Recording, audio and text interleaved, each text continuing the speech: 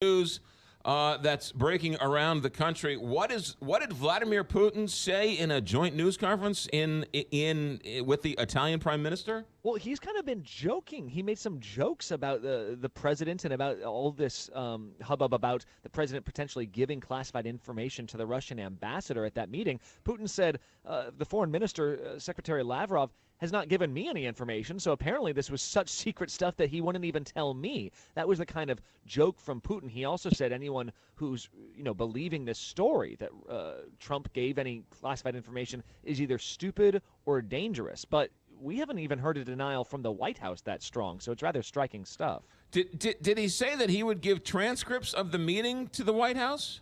He did. He said that Russia could provide the Senate and Congress with the transcript of that meeting. Of course, there were people at the U.S. taking notes from the U.S. taking notes in that meeting as well. We saw, of course, in the Washington Post story that sensitive parts of that were scrubbed, which is pretty standard procedure. But I don't know how much credence we should necessarily give to Russia in this case when, in fact, you've even got H.R. McMaster all but admitting that, yes, some information was revealed, but, he contends that it was not anything that would put Americans in harm. Seems like Putin is trolling the White House on this and trying to cause more trouble for Donald Trump. Well, that's the thing. I mean, you've seen at numerous points different Russian officials throughout the campaign and throughout the early days of the Trump administration sort of weigh in on things. Generally, of course, it suits sort of the Russian agenda.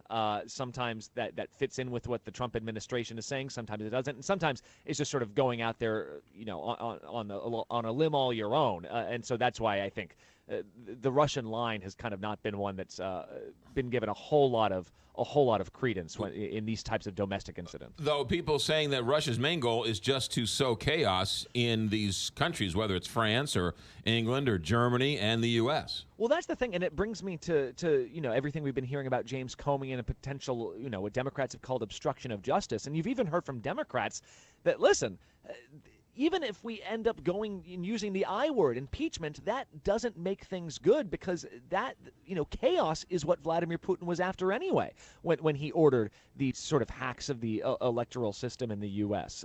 And so you've got this very troubling pattern here that regardless of what ends up happening to President Trump, you've certainly got chaos, and that, in a geopolitical sense, is a good thing for Russia regardless. Brad, it's been 7 days, and anyone who's watching this, even the most ardent Trump supporter or the biggest Hillary supporter, has gone through a week that I don't think we've seen in a long time. Is any regular business getting done in Washington, D.C.? You guys, I was getting my teeth cleaned yesterday, and by the time it was done, the world had changed once again, and Comey had been, and all of a sudden Comey had been told to ease off on Michael Flynn. I mean, this is the world we're living in, and that is clearly trickling down to Congress. I mean, it was less than 2 weeks ago that health care bill passed the House. Have we heard at all about health care from Congress since then? I mean, if you're a senator who is planning on taking this sort of tough vote, you weren't sure what to do about this health care bill, you're going to have to rework it a lot, you're not running around trying to put your political neck on the line right now when the White House is in such turmoil. Instead, you've got a whole lot of inaction on Capitol Hill. The few senators and congressmen who are, scurrying around from hearing to hearing are doing so in relation to oversight and intelligence. It is not a place where a lot of senators, Republican senators, who wanted to push a very specific agenda, it's not a place they want to be. No, and this is helping Democrats because Republicans said, we'll put up with the boorish nature and everything else, Donald Trump, the bad, because he'll get the good. And he's not getting any of the good and only delivering all the bad. Yeah, I mean, if you're a Democrat who is looking to just solely resist the Trump agenda and sort of make sure that nothing could happen for as long as possible, I mean, you're getting your wish right now. But we're in day 120 something of the Trump administration. There's a long way to go, and at this point, I think Congress continues to look like that body that really doesn't get anything done, whether it's their fault or not. But that is not really good for either party, and we saw over the last 2 years not just Republicans won back the chambers of Congress, but it wasn't as if anyone in Congress was very popular. That's what led to this sort of call for change with the Trump administration, and I don't think that is changing right now. I don't think anyone's becoming more endeared to Democrats or Republicans. I think a lot of people are just saying Washington is blowing up, and it doesn't really help the country at large. Brad Melke, did you get a clean bill of health from your dentist? Yeah, I got a few things still in my teeth, but I'll try to floss them out.